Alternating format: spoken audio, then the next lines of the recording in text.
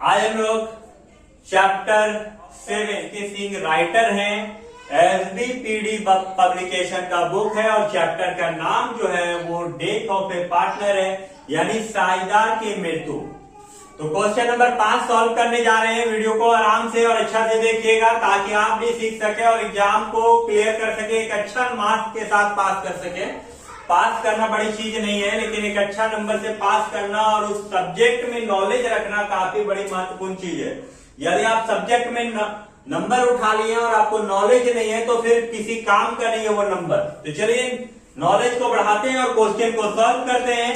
यहां पर question number 5 पहला है पी, आर और एस साझेदार है, यानी जो पार्टनर है वो पी है, आर है और एस है, और रेशियो जो है वो 4:3:1 का है। बोलता है साझेदारी विलेख में व्यवस्था है कि किसी भी साझेदार की मृत्यु पर यानी डेथ हो जाता है तो उसके हिस्से के खाते का मूल्यांकन यानी गुडविल का वैल्यूएशन पिछले 4 वर्षों के दौरान जमा किए गए लाभ के आधे पर करना है, यानी हाफ पर करना है। 1 जनवरी 2017 को आर का डेथ हो जाता है, यानी आर की मृत्यु हो जाती है। पिछले 4 वर्षों का लाभ दिया हुआ है 2013, 14, 15 और 16 का। उस राशि का निर्धारण कीजिए जिसे आर की ख्याति में उसके हिस्से के रूप में जमा कीजिए, यानी आर का गुडविल निकालना आपको जो डेथ कर जाता है पार्टनर। तो चलिए वीडियो को स्टार्ट करते हैं, यानी क्वेश्चन सॉल्व करते हैं। यहां पर पी है, क्यू है और आर है। पी आर और एस है, यहां पर P है, R है और S है पार्टनर, और रेशियो जो है 4:3:1 है। ये 4 है, 3 है, 1 है, और जो डेथ पार्टनर है,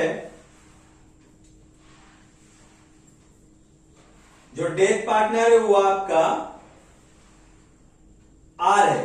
1 जनवरी 2017 को डेथ, R जो है डेथ कर जाता है, डेट ऑफ डेथ है 1 जनवरी 2017।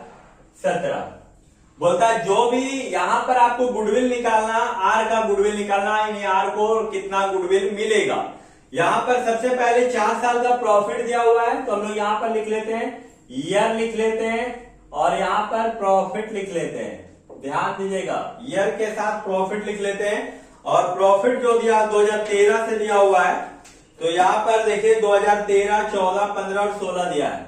ये 2013 है, 2014, 2015 और 2016, या 4 साल का प्रॉफिट है।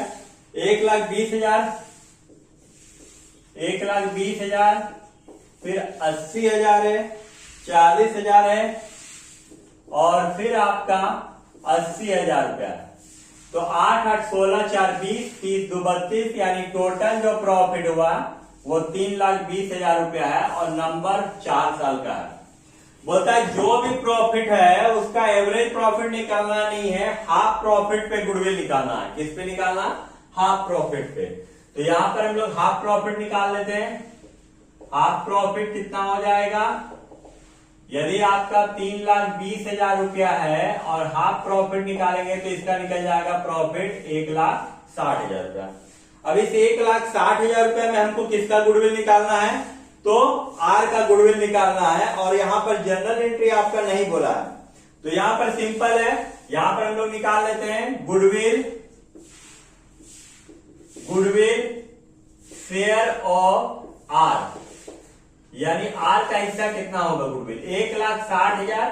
देखिए आर का हिस्सा 3 है, यानी टोटल यहां पर 3, और यहाँ टोटल हो जाए 4, 3, 7, 1, 8, यानी 8। 8 से काटेंगे तो 8 दूनी 16, यानी 20,000 और 20 किया 60,000, यानी आपका जो गुडविल निकला है वो 60,000 रुपया है। और ये 60,000 रुपया जो गुडविल है ये दोनों पार्टनर मिलके देगा, यानी कौन कौन देगा?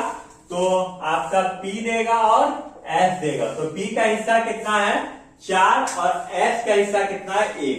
यदि ये बोला जाए तो गुडविल कितना देगा? गुडविल शेयर ऑफ P कितना देगा और गुडविल शेयर ऑफ S कितना देगा? तो कितना देना पड़ेगा? ये 60,000 रुपया देना है। आर जब डेथ कर गया तो उसके एग्जीक्यूटर को यानी नॉमिनी को, और रेशियो 4 और 1 है, तो 4/5 और 1/5। 5 से काटेंगे 12×5 = 60, यानी 12,000 रुपया, और इसको 12 × 4 = 48,000 देना होगा। यानी P जो है वो आर को देगा 48,000 और एस जो है वो आर को देगा 12,000।